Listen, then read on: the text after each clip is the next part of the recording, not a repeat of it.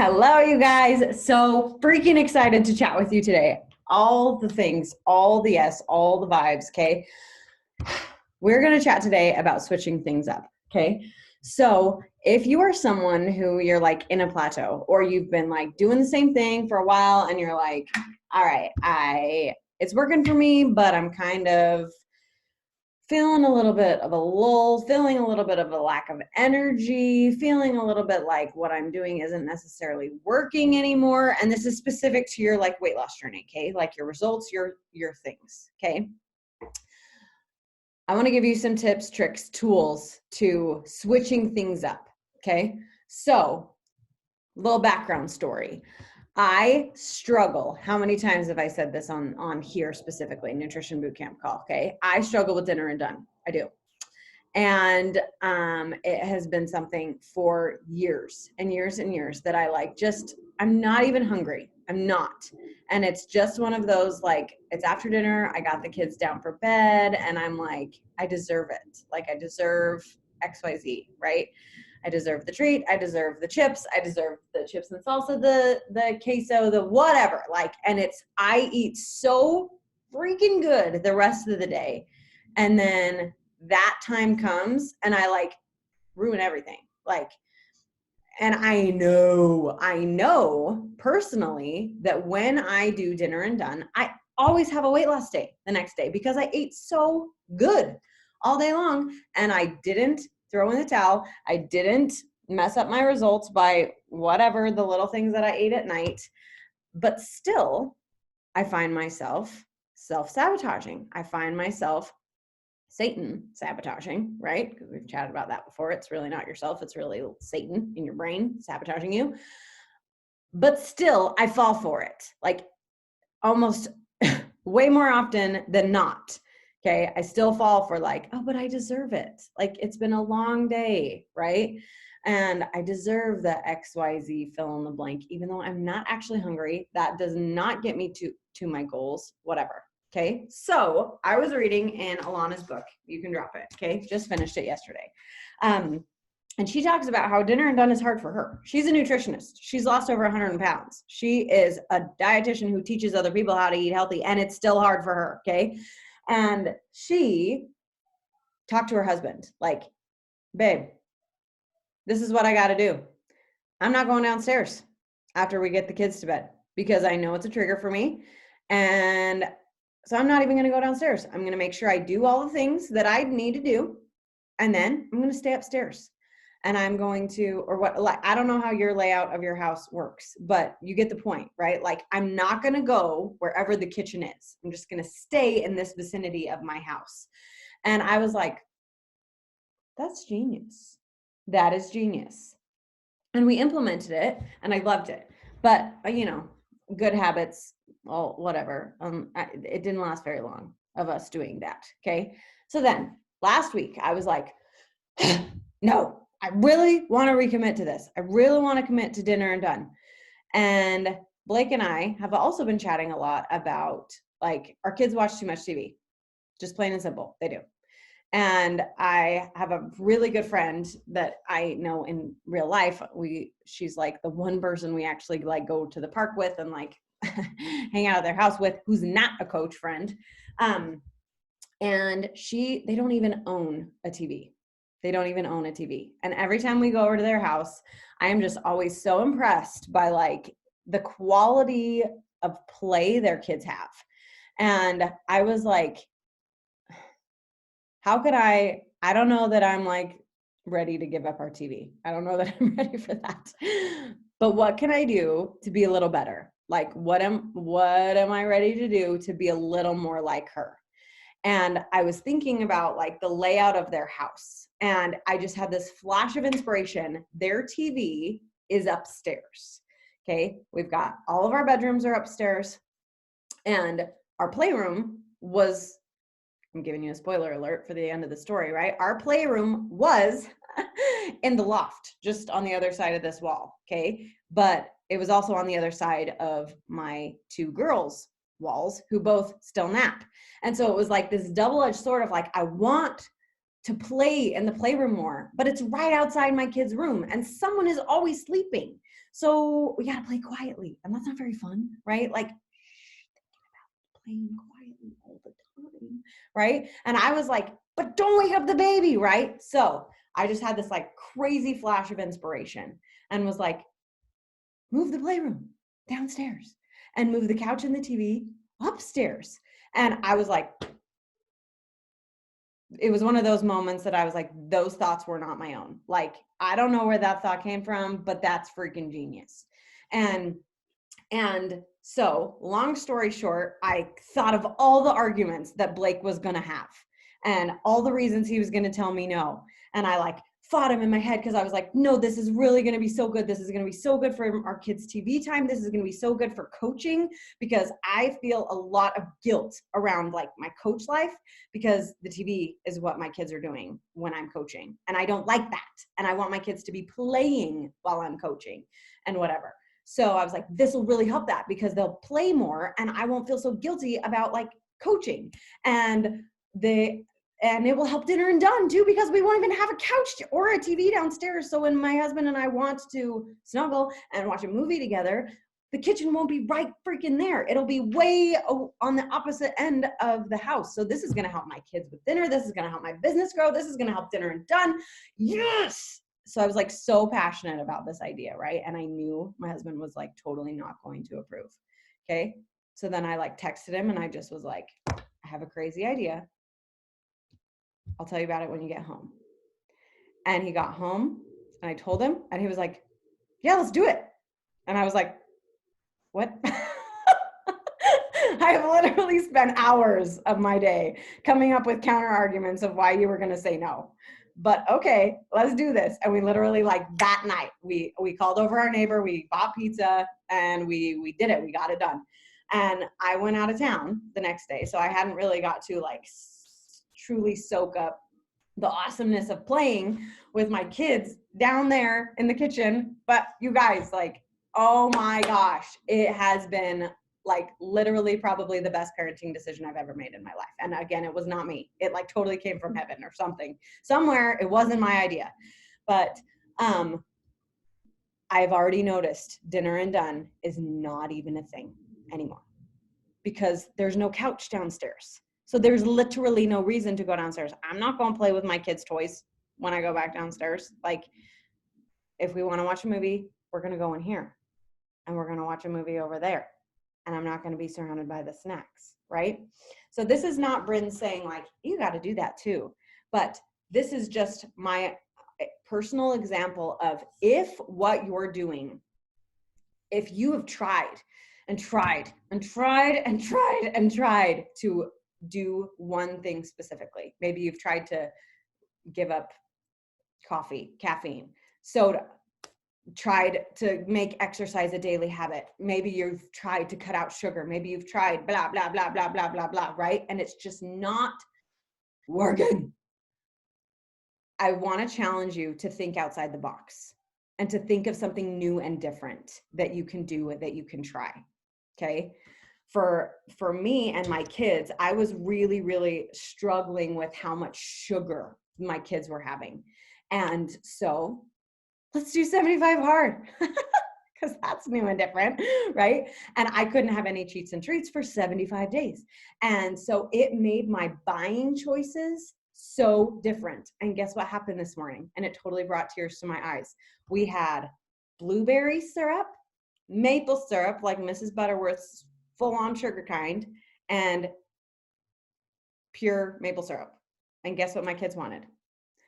Pure maple syrup. And I asked them, like, do you want the yummy kind, the blueberry kind, or the healthy kind? And they were like, we want the healthy kind. And I was like, Mom, friggin' win. Like their taste buds are changing.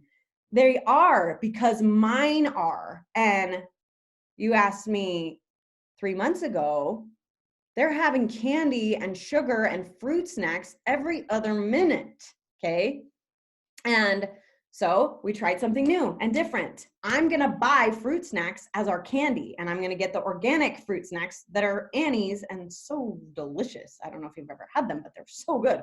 That's going to be our new candy instead of Twix and chocolate kisses and Swedish fish that I can't control myself around, but I can control myself around organic Annie's fruit snacks. Like that doesn't really do it for me, right? But so it gives my kids still that like, I want a candy. And I'm like, okay, after dinner, you can have your candy. And here you go. Here's your candy. It's still sweet to them. It's still doing the trick, but it's so much better for them. And it doesn't trigger me, right? So just trying to think outside the box. You've wanted to accomplish this goal. How can you think about things differently? How can you switch things up? How can you try something new to finally grow into the person who has actually achieved that goal that you've set for yourself? Okay. One other thought that I had as I was reading, You Can Drop It. I had never, it's so interesting because Autumn has said a million times how I've done every Autumn program, and how many times have I heard Autumn say, you can never out-train a bad diet, right? Like I've heard her say that a million times, but it wasn't until I read this chapter in Alana's book on Thursday of last week that I really, really grasped what that meant. And in Alana's book, she talks about exercise as extra credit. And you guys know, you know me, I am someone who loves to exercise. Like I don't struggle with that at all. It is fun to me. I love it. I love it. I love it. I love it. I love it. But I'm totally, like I literally have a shirt that says, I exercise because I love to eat, right? And that is totally me. Like, and I totally am that person who is like, oh, I slayed my workout today, so I get to enjoy food things. I went to High Fitness today, and that was my second workout of the day, so I get to have crumble, and I get to enjoy it, right? Like, and you can never out-train a bad diet, right? You can never work so hard in your workouts that it makes the calories that you consume worth it.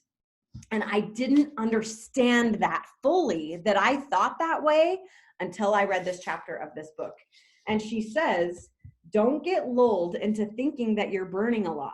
Even a rigorous 45-minute workout won't burn all that much when you compare it with the total number of calories you can consume in a third of that time.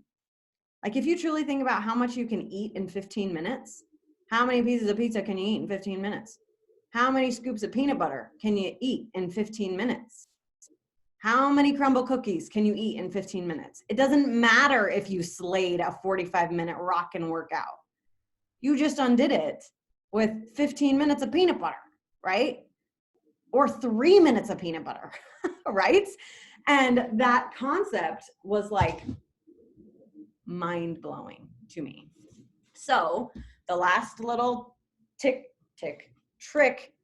tip for switching things up, she says, if you're someone who rewards yourself with food because of the hard exercise you did, try cutting out exercise and truly, truly seeing it as extra credit. Your nutrition is your baseline. Your nutrition is here. Anything that you do for your workouts, that's just icing on the cake. That's just extra weight you will potentially drop tomorrow because you slayed your nutrition. And then you got some extra credit because you also did a workout. And she talks about that if you are someone who rewards yourself with food because of the hard workout you did, I challenge you to not exercise for 3 consecutive days and just commit to your nutrition. See what it's like and show yourself and prove to yourself that you can and still will lose weight even if you're not exercising. And that day was a rest day. And the next day I woke up, it was a travel day. It was a rest day for my program and it was a travel day. We were in the car for 7.5 hours. We drove the wrong direction for 1.5 hours and had to backtrack and added 3 freaking hours to our journey. And I did not emotional eat. And I am certain that one, it was a rest day. So I didn't have that thought of like, oh, but I did a really rockin' hard workout today. So I can have a little bit of chips from the gas station, or it's been a really stressful day. So whatever, right? Like my mind, I read that book or read that chapter in my book that morning. And my mind was like totally in this place of like, I want to see if I can still lose weight, even though it was a rest day, and prove to myself how important nutrition is, right? And so the next day, after 7 hours in the car, and 3 of those hours being completely unnecessary because we drove in the wrong direction, and a very emotional, stressful day, I woke up to the goal weight that I have had since October. I died and cried and was so freaking happy. Okay. And then I was on a girls trip and woke up the next day 1 pound even lower. And I was like, oh my gosh, maybe there really is something to this whole commit to your nutrition first thing and really think of exercise as extra credit, right? So that's another piece of like, okay, I'm not really getting results. Maybe I need to switch things up. So I'm committing to you first. I haven't even told my husband this. I'm scared to say it out loud. I'm going to switch things up after I finish 9-week control freak, and I'm going to do ultimate reset for the first time ever. I'm nursing right now, but when I finish 9-week control freak, that's still 5 weeks away. Ellie will be 1, and I'm going to do ultimate reset after that because I'm ready to switch things up. I'm ready to challenge myself. I'm ready to try something new. Okay, ultimate reset, if you're unfamiliar with that, Megan has done it. I see you, Megan. 2 times, and it's 3 weeks or 4. 3 weeks. 3 weeks. It's 21 days, ultimate reset. I've been a coach for 5.5 years. I've never done it, but I'm going to change that. Okay. I'm ready for something new. I'm ready for the challenge, right? And I'm ready to freaking commit to my nutrition and make exercise extra credit. Okay. Last piece. I know I said that before, but this is really the last thing I want to share. If you're finding yourself in this rut of self-sabotage, Satan sabotage, I've committed to this goal a million times, why can I not stick to it, all the things, I really want you to, and this is the hard part, this is the part that really takes work, to sit in your negativity, if you will, and figure out why. What is going on behind the scenes? Why is it that you throw in the towel at nights? What emotion are you feeling, right? What belief are you believing? What is it that when it comes time to make this choice of, am I going to do what I said I would do, or am I going to fall back into my old habits? When it comes time to decide, really sit in that moment and figure out what it is that you're feeling and the emotions behind it, the thoughts behind it, the limiting beliefs behind it. And if you're leaning more towards, no, I'm going to go back to my old habits. I'm going to eat because I just deserve it. It's been a really hard day with my kids. Okay, well, why? Why has it been such a hard day with my kids? Well, because they didn't listen to me. Well, are they ever going to listen to you all day long? No, they're not, right? Like, I can't make that an excuse every single day, right? Well, it was really hard because dinner was stressful because I had 3 kids running around my feet and it was a little overwhelming. Okay, well, is that also going to be the case tomorrow? Yeah, probably. Okay, so are you going to use this as an excuse every day for the rest of your life? No, I guess not. Okay, so find something else to relieve your stress. Go do the controlled stretch from 9-week control freak. Go do yoga. Go outside and go on a walk. Go read a fiction book. Go take a bath. Go whatever. There's a million other things you can do to relieve the stress and pressure that you feel that does not have to be food. That is in alignment with your goals and the person you want to grow into, and not sabotaging everything you've worked so hard for. Okay. So truly sitting in that moment of decision and identifying those moments, and beyond that, identifying the things in your life that are holding you back. Those mean thoughts that recur in your head of why you're not enough, why you'll never be enough, why you're not a great mom, why you're not a great wife, why you're not a great coach, why you're not a great sister, why you're not a great daughter, why you're not a great friend, why you're not going to ever lose the weight that, right? Sitting in those thoughts and really journaling it out or speaking it out to someone you love and trust, and doing the work, whether it's with a trusted friend, a sibling, a spouse, a therapist, a coach, a friend, a mentor, whatever. Speak it out or write it out. And I am 100% certain that I had 2 weight loss days on that girls' trip because I had so many limiting beliefs around my worthiness to be there. It was, I have been a coach for 5.5 years, you guys. And the retreat that I went on, it was for coaching. And it was the first time in 5.5 years that I earned that retreat with that girl. Okay. And I had so many limiting beliefs in my head about why I'll never get to go to one of those, why I'll never grow enough, why I'll never, right? And then I'm there and I am worthy of being there, and I did earn it, and I do deserve it. And the mind growth that I've overcome to be there, and now that I'm there, it was one of those like, right? Like I just like stepped into me. And I know, like maybe this sounds a little woo-woo, but I know when I have mental and emotional breakthroughs where I find that limiting belief and I step above it or really dig into it and clean it out of my mind, out of my body, out of my whatever, when I rise above those limiting beliefs, I lose weight.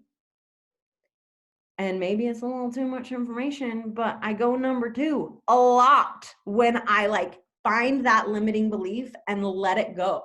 And it's literally like my body wants to just release like crap, like literally, figuratively, emotionally, mentally, and just like really overcoming just the gunk in our heads, in our bodies. And when you just can emotionally, physically, all the things work through it and grow, everything changes.